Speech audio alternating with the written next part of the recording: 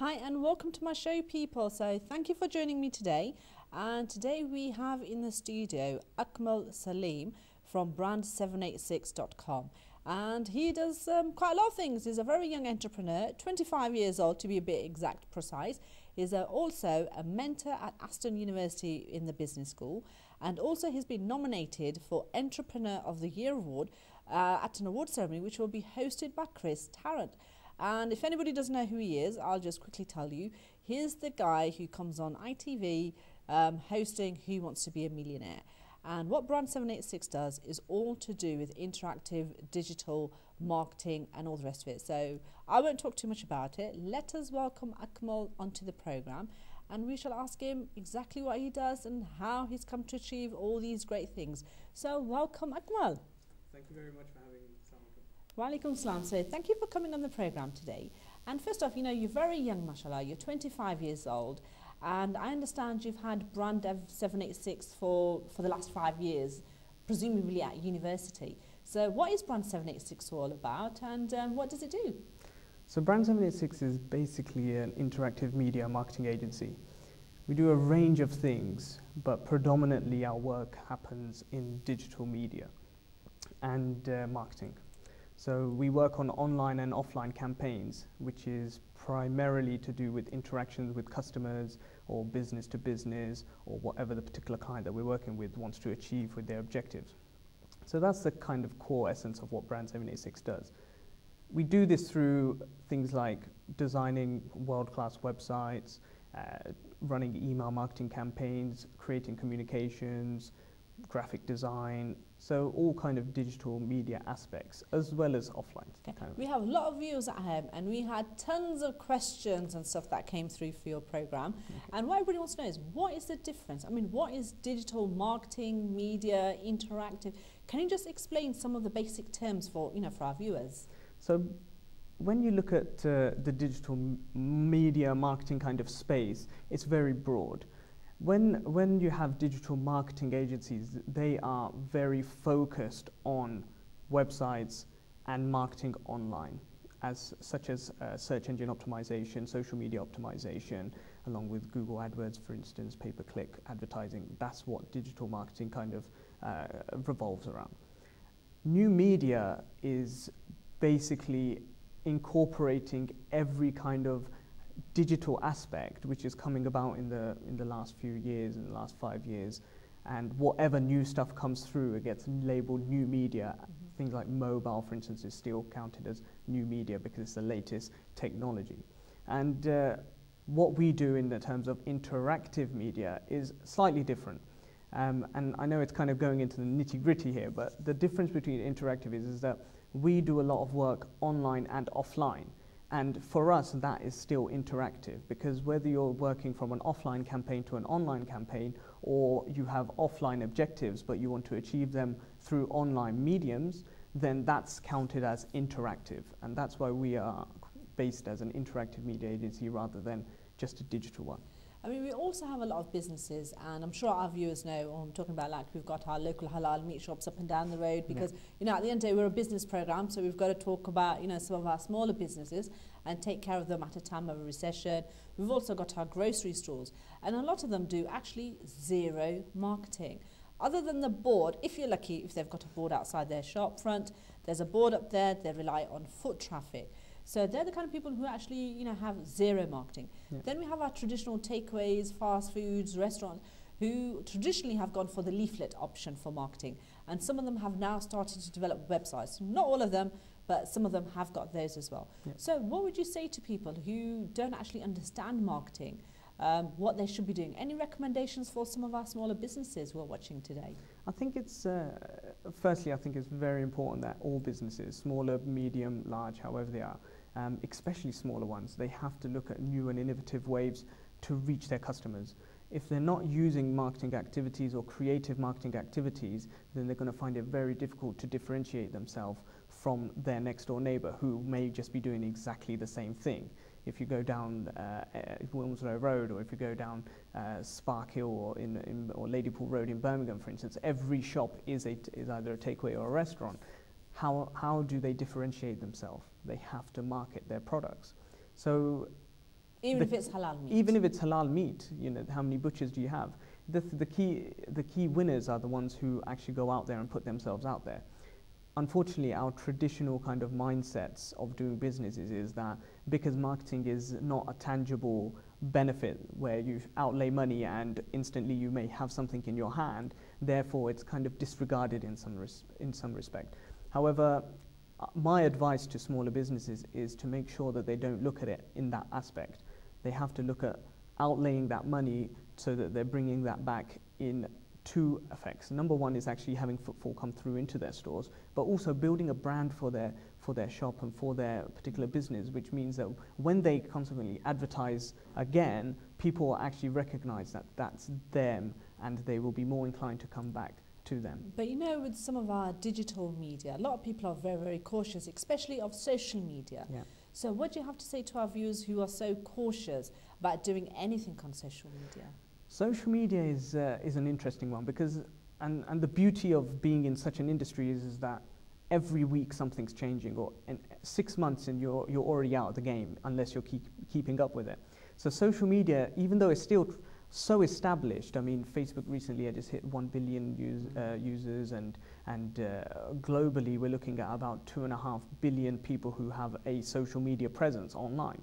So when you look at that, that's I think that's about half of the internet users in the world have a social media presence. So although there's a caution, because if you're delivering a product to somebody and you have a negative experience, then the first thing people now do is they go on social media and they tell their friends and family, and they go and find their Facebook page and they'll talk about that experience. That's why businesses are cautious. However, when there's so many people out there who are looking for your business, maybe even discussing your business on social media, and you're not there, then that's actually a bigger mistake, because when someone's looking for you and you're not presenting yourself to them, then you're missing out. And it's a research recently showed that actually 40% of people who use social media will actually discuss the brands that they engage with through the social media that they use. So that means that your customers are talking to you. And so if you're not engaging back with them through the mediums that they want to use, then you're harming yourself in some respect. That's great news, people, and I hope you're all taking note of this, because marketing is actually big business in the UK. There's something like £14 billion worth that the marketing industry, direct marketing, is worth in the UK. With social media, it's about 2.2 billion. And email marketing is also about 2.5 billion. So let's just talk about Google rankings and all these optimization search engines. Why are companies obsessed with Google rankings? I mean, does it even matter? It matters so much that people would be gobsmacked to hear some of the figures that come through. Traditionally, a person goes to find a business or a service, or they look in the yellow pages, Thomson local directories, or whatever it is. These days, people, the first thing they do is they go online and they type into Google. I've done training courses in the past where I've actually been teaching people, and I ask them a simple question. I say, what is the internet? And can we just hold on the line? I think we've got a caller online. Let's...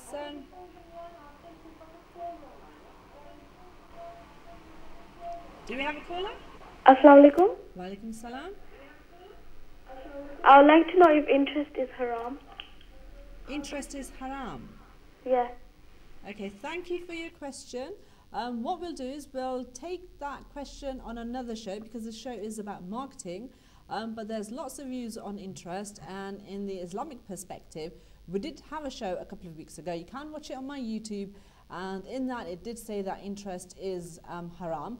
But also you can ask some of these questions to some of the religious programs that we run, and they'll be able to give you a much better definition and a much better answer than what I can do. So I'm really, really sorry about that, but thank you for calling, and thank you very much. So right, we'll come back to Google rankings, and you're like saying it's so big that you're going to be gobsmacked. Yeah, so people are going online, and the first thing they're doing is they're searching in Google. As I was saying, I've done a few training courses in the past, and I ask everybody a simple question: what is the internet? And the number of times people say Google is crazy. So if Google is the internet to so many people, that means the first thing and the whole point of the internet is search. So if people are going into the internet and searching, they're looking for you, they're looking for your products, they're looking for your service. Now, if you're not ranking, when someone, let's just say somebody's trying to find halal meat in Manchester, and you sell halal meat in Manchester, and X amount of people are trying to find that, if your website isn't there, people won't ever know that you sell halal meat. So, you know, also taking that point just one stage further, I mean, when you do a Google search, I mean, let's just take, for argument's sake, the example of mosques and community centres. Sure. You'll be very hard pushed to find any kind of mosque actually having any kind of web presence themselves. I mean, I know Google does some of these things for you these days, but you know, they don't actually have their own web presence. What can people like that do? I mean, what was your message to them? My message to them is that they should really be thinking about engaging in this type of medium. I mean, one of the projects that Brand 786 particularly does is we actually offer a free website service to all masjids. If a masjid wants a website, we have a website which is ready for them to use, and it has all the functionality that they would ever need to run a masjid website. Why do you do this? It's part of our philosophy. You know, just one of the aspirations that I personally have, that I want to make sure that our business is not only hitting the commercial side, but also the kind of ethical side of what we have. We have resource to do this, and this is just something that I particularly enjoy. So we are here as a service provider to masjids and mosques who want to set up their own website, and it's so easy to use and manage. All they have to do is get into contact with us, and we'll set that up for them. And another reason why it's so important to me is that the youth need to engage with mosques, and in order to do that, they want to do it in the way that they're used to. So social media, for instance, is so part of a young person's life at the moment. The first thing that they want to do is go online, look at the website, watch some videos where they can engage with the masjid and actually learn. But at the moment, unfortunately, there isn't that aspect. But I mean, as a young person yourself, I mean, you've managed to win contract with some of the major companies within the UK, and I'm sure we've got a very big, I mean, young people watching today. What is your message to some of our younger viewers who perhaps need a bit of help? What would you say to them? I'd say to them it's very important to formulate their ideas and be very focused on what they want to achieve within that particular idea. Because once you have that, you have really good foundation to go and set your business up or take your idea to the next level. It's important to go and get good advice and to try and seek the best use of how to make that idea a realization. The last thing you want to do is spend money and find out actually this. But do you offer any help to companies? Well, we offer. One of the things that we're doing at the moment is through mentoring and through other schemes that we're running in the partnerships that we have, is that we're delivering courses and training for youngsters, entrepreneurs, on how they can get their business going, presentation skills on when they want to pitch for funding. So we do that kind of aspect for the youngsters, and for businesses and established businesses who want to actually go and start to engage with this interactive media and the digital and the internet kind of side. We do training and we provide courses for them as well, which are tailored made for their particular business industry. I mean, to all my viewers today, I mean, Brand 786 have achieved some great success stories, and one of them being that they did some marketing web presence for Vodafone and the Subway stores. Can you just talk a little bit about that? What happened there? Yeah, so the Vodafone was our first big client, and it was a very good little story behind that actually, because what it was is I just left my job to start to work with Brand 786 full time, and it was the first few months that I was running it, and obviously when you're working when you're looking for business and you're doing it full time, your focus is contracts. And what happened is I had a local Saturday school who approached me and they needed a website. And I was playing with the idea of whether I should give it to them, whether I shouldn't, whether I should focus my time on actually doing this for them, or whether I should focus my time on actually trying to win some business. But in the end, I ended up just engaging with them, making their website and doing some work for them on a charity basis. What ended up happening is one of the people involved with that Saturday school actually worked for Vodafone. And one day I got a phone call saying Vodafone needs some help, and do you want to come in and pitch to win this particular product contract? So obviously I said yeah. So I went in, pitched to Vodafone, and alhamdulillah we were awarded the contract. So that was our first kind of big win, as it was there. That's a fantastic achievement.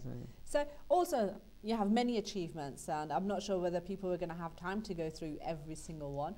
But talk about your role as mentor at Aston University for the business school. I mean, that is really impressive. So how did that come about? So this has just been something very, very recent. And after doing my talks at Aston that I've delivered previously for the youngsters, and the emerging kind of entrepreneurs and people graduating from the business school, they've asked me to come in and mentor second-year students, where for about 6 months we would go through just general programs, advice, help them get off their feet once they graduate, etc., and basically just give them a hand on trying to achieve what their aspirations are. So I've been very honoured to actually be asked to come in and do that. So we'll be doing that, and it'll be starting next month. Fabulous. And also as well, as I mentioned right at the start, was that Akmal Saleem has also been nominated for Entrepreneur of the Year award, which has been hosted by Chris Tarrant. And I think that's scheduled for around 23rd of November, the award ceremony. So we do hope and really do pray that you are shortlisted for that. So we're all, you know, at DM Digital, all behind Akmal Saleem on that one. So how did the nomination come about? I mean, what made somebody put you forward for this? Do you know? The nomination, I was actually told, was from one of our very first clients as well, and we've really helped him, sell more products online through the e-commerce store that he purchased, and we've done his branding. That particular client actually had been on Dragon's Den as well, and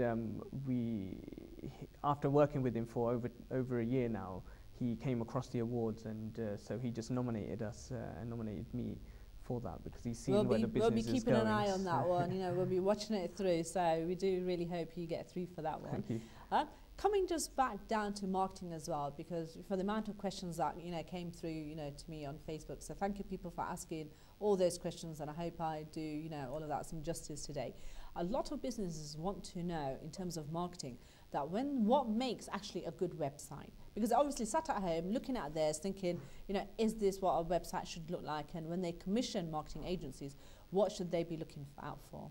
The key thing is to be once again, very focused on exactly what you want as a company. The other thing is design is critical.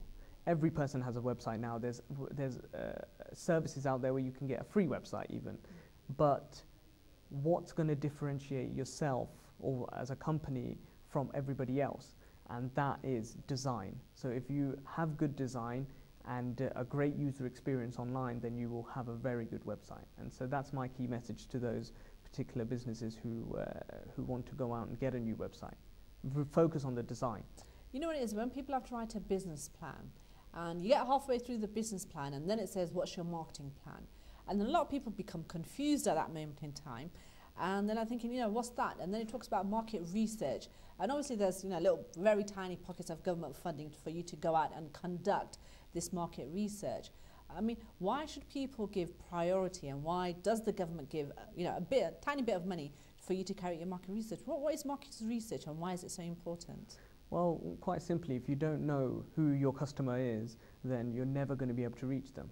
So market research, the whole purpose of market research is to find out what your customers do, where can you engage them, what their particular habits are, and then once you have that profile of your perfect customer, then you can build marketing material, designs, posters, a website, TV commercials, etc., whatever marketing you're going to engage with, to tailor make and actually affect them and engage with them. So when I speak to people, whether that's in the grocery store, whether that's in the halal meat shop, and you say, who's your customer, who are you targeting this was? And they said, anybody. Everybody's welcome. We don't discriminate. So then, when you talk about a targeted approach, so when businesses are of the opinion that we don't discriminate and we want everybody to come, so then how do you target when you want, obviously, potentially everybody is your customer. So how do you narrow it down? Well, it depends. Some industries, they do target everybody. So then there's certain mediums which they should be using. So for instance, TV is a mass market tool to advertise to the mass market.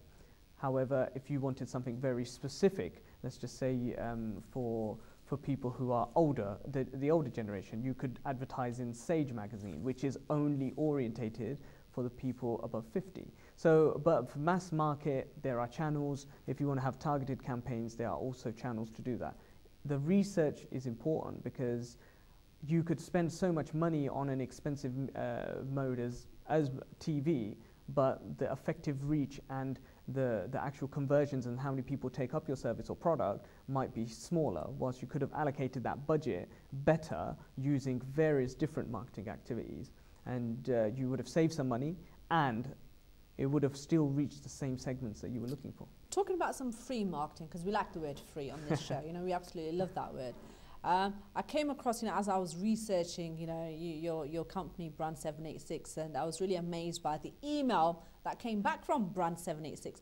So, there's this new word that's floating around at the moment, which is email marketing. And I thought email campaigns, email marketing, it's just for you to send, a message to the next company or friend or colleague or whatever else there is. So what is this all about, email marketing campaigns? What's that all about? Email marketing actually is more embedded within our lives, and especially within professional people's lives, and even youngsters who are at school, their lives, than we think.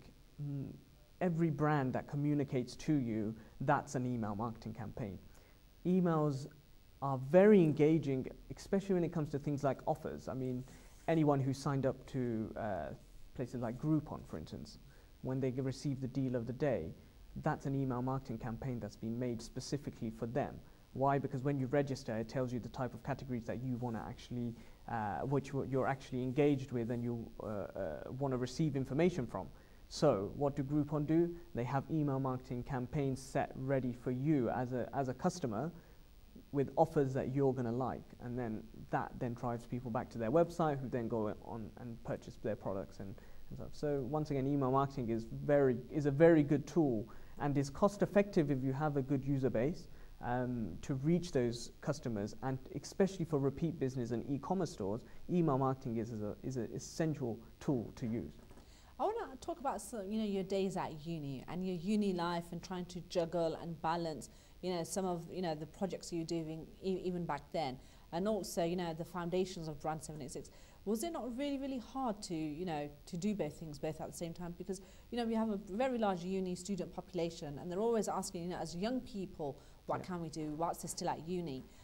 So how did you cope with the pressures of uni life and work? Well, I think it's important to note that Brand 786 has really only been running for the past 2 years in a focused manner, 2.5 years. Before then, it was a different name, and I was working freelance. So I was handling projects, I had a full-time job, and when I was at university, I was still handling like projects, etc.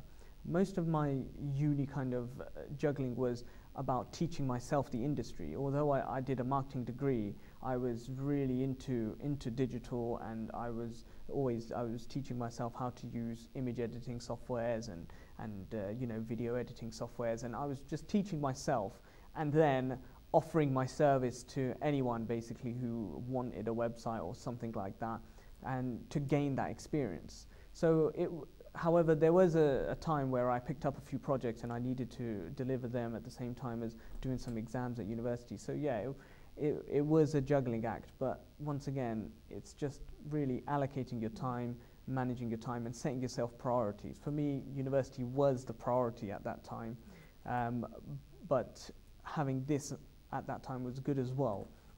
But I didn't ever feel that I would, 5 years later, be sitting here talking about an agency that I run. So. I mean, talking about Pakistan now, you have a development centre there. Yeah. So what is all of that about? What are you doing in Pakistan? I mean, you're UK based, so what's happening in Pakistan with Brand 786? So my programmers who build the websites are based in Pakistan, and they work in Pakistan on a full-time basis. So that's where my development center is. Wow, so how does that actually work? Because we've got a very large Pakistani viewership who are also always asking about, investment opportunities, job opportunities. And I understand you're looking for some more workforce out there. We're always looking for good developers. and interns as well who have just graduated and want to go into programming. The talent out there is fantastic. Finding and nurturing that talent and to get them to work at the level of the Western business kind of aspect is very important. For instance, when I first employed my first developer, the quality of work, it was excellent. There was a very good raw kind of talent there, but it was the standard of Pakistan. So one of the key things that I was delivering to them when we employed them is to bring them up to the level of the West, not only for our benefit, but if they ever then moved on, the quality of their work would be significantly higher, because that's what needs to be achieved. You know, in Pakistan, there are shortages, there are challenges.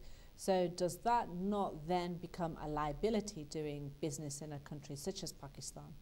It's very difficult when you have things like load shedding and developers can't work on projects because there's not enough light. So it's all about electricity at the end of the day. So electricity is a key element. But although I could go to India and other places, this was my kind of effort to regenerate Pakistan in my small way by focusing and finding good young Pakistanis who want to work hard. And with me, the ones who work hard get greater opportunities to take on more responsibility. So what is your message to the people of Pakistan today who are watching this program and looking for opportunities? My message to them is to work hard and find opportunities outside of Pakistan, but working hard within Pakistan. And there are plenty of people such as myself who are looking for talented developers who put their effort into actually doing something and achieving something well. So they should use online tools. There are certain websites where they can list their CVs, etc., and they get looked at a lot. I'm always looking at these types of websites to find good young Pakistani workers. Fabulous. And also, I mean, I noticed on your website that you're actually sponsoring the Brit Writers Award. Yeah. So I just wanted to ask you about that. What is all that about? So Brit Writers Awards is a concept that's been running for a few years now, and it's a literacy, any unpublished people who write fictional or non-fictional pieces of work, write it and then send it into Brit Writers, and then each year they have an award ceremony where the likes of Penguin and other big publishers come and present awards to them, and some of them get signed up to become published writers and basically go on to become much bigger writers and authors. This was an effort from us to be different. Although we like to do things which are best practice, this was something which was completely different for us. Brand 786 wants to be known for doing things which in a unique manner, and I personally promote and champion literacy. And so when this opportunity came up, we wanted to jump on it because of the fact that we will be engaging with so many authors, so many youngsters who are writing pieces of work, elder people as well. But it gives us an opportunity to kind of help that industry as well, because once again, we actually have a product for authors. So we have a website which is for authors, and it helps them sell more books, it helps them engage with the people who like their work, and so it gives us a good opportunity to show that product to them as well. Fabulous, people. I hope you've all learnt loads today. So if anybody fancies writing or having their work published, then Brit Writers Award is something that you might want to seriously consider. We have only got just a last couple of minutes left to the end of this program. It's a little bit short this week, so I make my apologies for that. But as on a leaving comment, I'd just like to ask you a couple of questions, Sure. before we finally leave.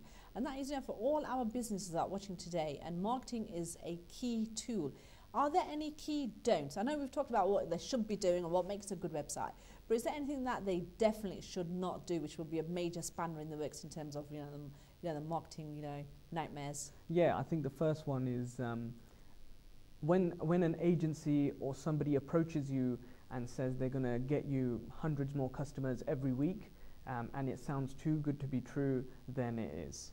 It's happened to many businesses and many of my clients as well, where someone's rang them and said, I'll get you 100 leads extra a week, or I'll get you 20 leads extra a week, or whatever it is, and which is significantly higher than what they're receiving at the moment.